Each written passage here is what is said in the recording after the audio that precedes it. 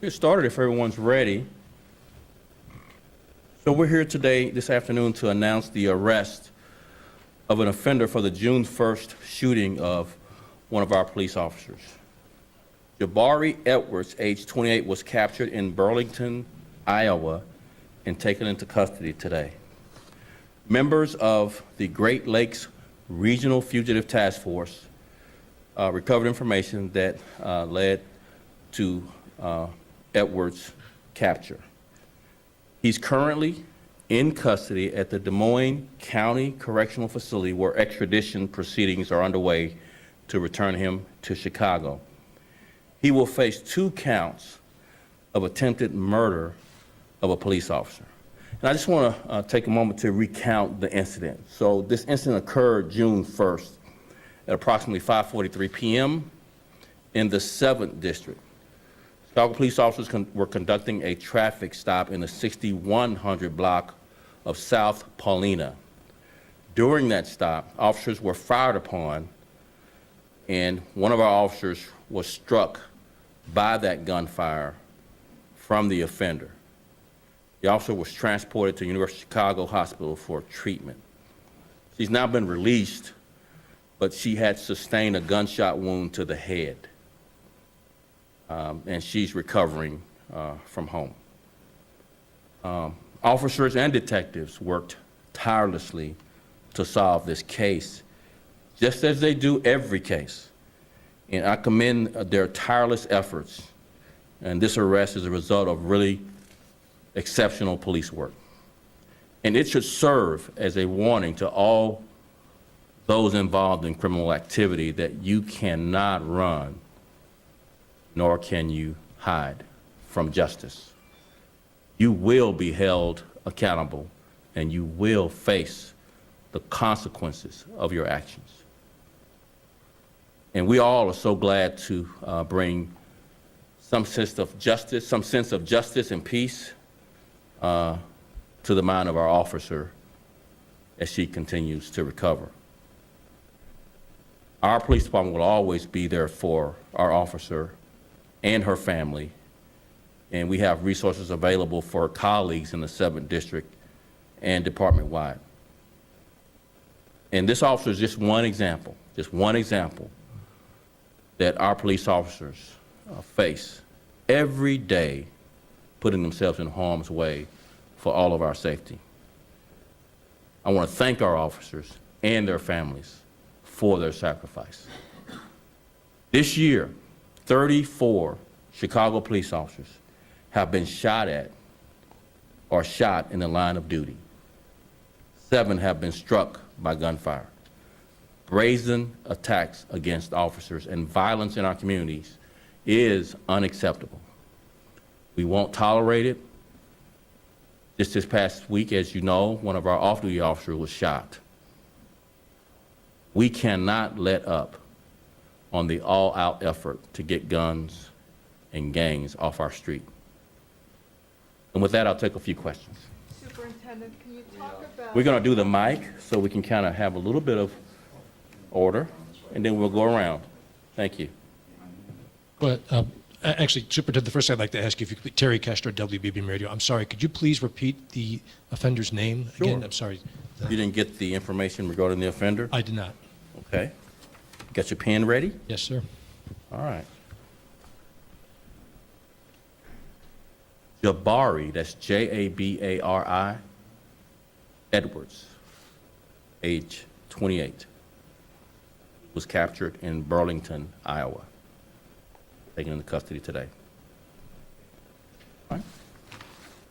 Charlie DeMar, CBS Chicago. Does Mr. Edwards have ties to Chicago?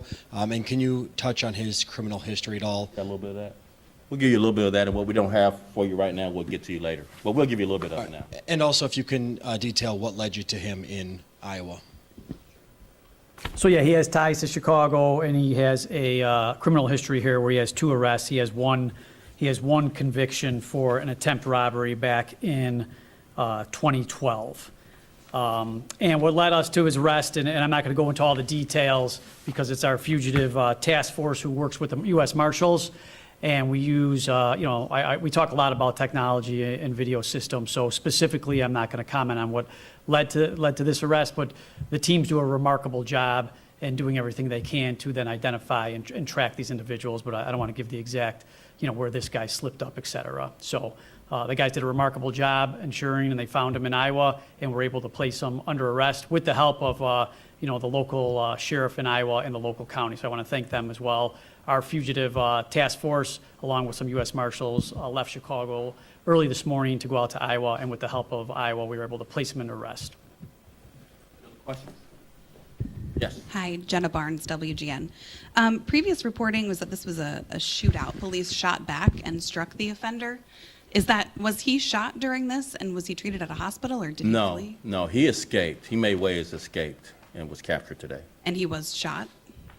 I don't believe he was shot. We No. don't have any indication he was shot. Okay, we'll correct that. And what was the traffic violation? It was that a he minor pulled over? regulatory traffic violation. Thanks. Thanks.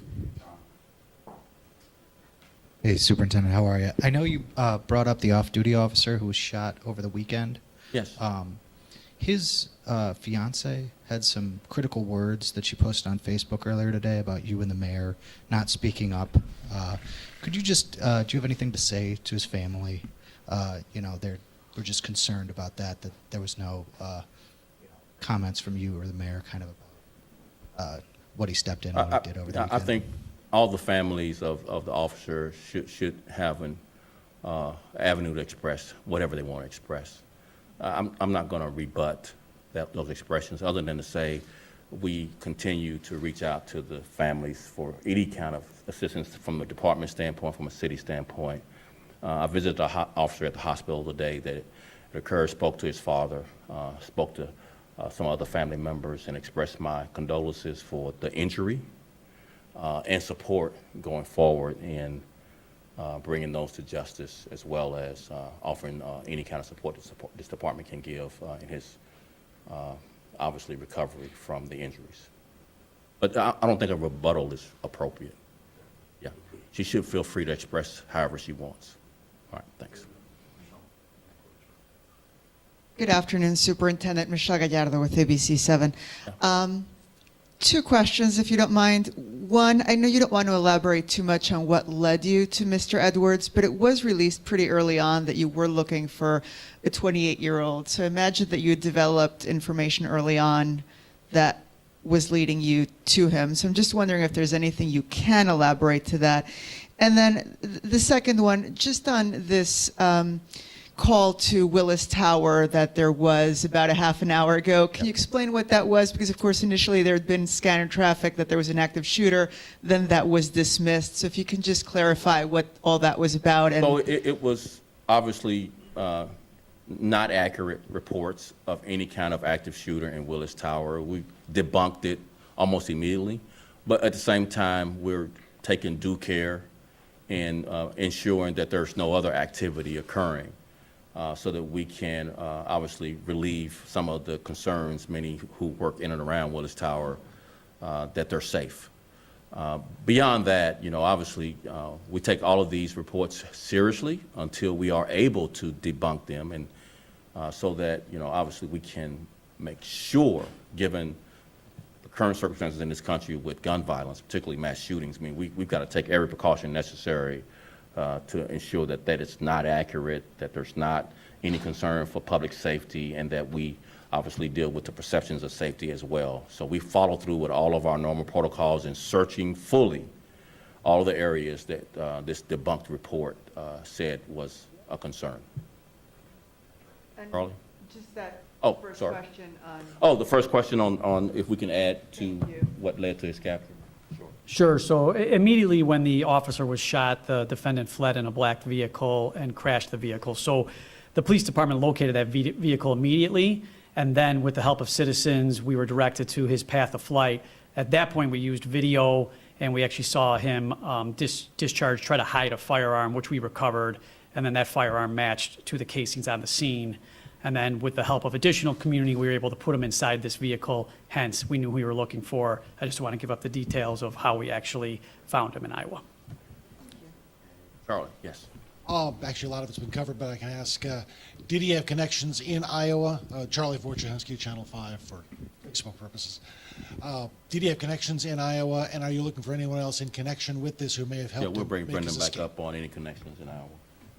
Sure, he did have a connection in Iowa, and that's, the person that he was staying with. So I'm not going to release that individual, but it was a connection to him through some sort of, family or friendship connection. But no additional charges at this time. We just placed him into custody, so we're kind of fleshing that out. If this individual that he was with knew that they were harboring a fugitive. Is that the last question? Oh, one more. Yep, Sam, in the back. Afternoon, Superintendent. Sam Yes. from WGN. Just pulling up Jabari Edwards' rap sheet here on my phone. Last February, the State's Attorney's Office nollied 3 counts of Aggie UW that were lodged against him in 2020. Since he's been taken into custody, have there been any discussions between you or the chief with the State's Attorney's Office as to why those Aggie UW charges were dropped? We likely know why they were dropped now. At the time, I don't believe there is much of a connection to this. We always make the point, though, too many guns in the wrong hands and not enough consequences for when you are arrested with a gun. And we just make the case as best we can that violent offenders who possess illegal guns ought to be held accountable much more than they are. And we'll leave it at that without citing an individual case. And lastly, before we leave, every presser, and we're in front of you all several times, we're talking about the officers shot at and shot, the extraordinary bravery and courage. And you all, sometimes you have time to report it or space to report it, sometimes you don't. But this is every day, every shift, 24/7, officers are risking their lives. And we try to make that the more prominent things we say about their sacrifice and courage, particularly of the officers shot at and shot. So we'll continue to do that, and we'll continue to express our, deep gratitude to these officers and their families for the sacrifice they make in protecting all of us. Thank you.